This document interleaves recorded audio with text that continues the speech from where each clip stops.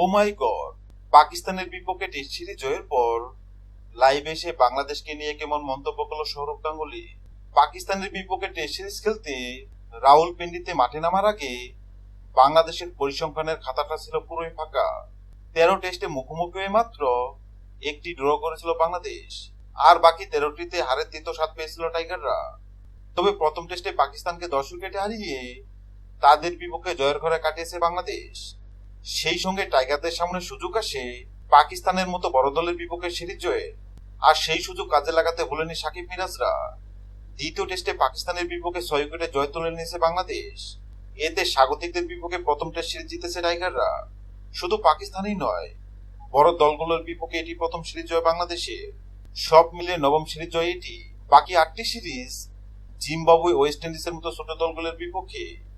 দ্বিতীয় টেস্টের প্রথম ইনিংসে 274 রান করেছিল পাকিস্তান।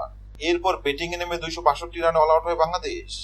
দ্বিতীয় ইনিংসে সুবিধা করতে পারেনি পাকিস্তান। 172 রানে অল আউট হলে 185 রানের সহজ লক্ষ্য পায় বাংলাদেশ। জবাব দিতে নেমে 6 উইকেট হাতে থাকতেই জয় তুলে নিয়েছে টাইগাররা। দেশের বাইরে তৃতীয় সিরিজ জয় এটি। পাকিস্তানের বিপক্ষে টেস্ট সিরিজ জয়ের পর লাইভে এসে বাংলাদেশ দলের প্রশংসা করে সৌরভ গাঙ্গুলী বলেন, সত্যি অসাধারণ।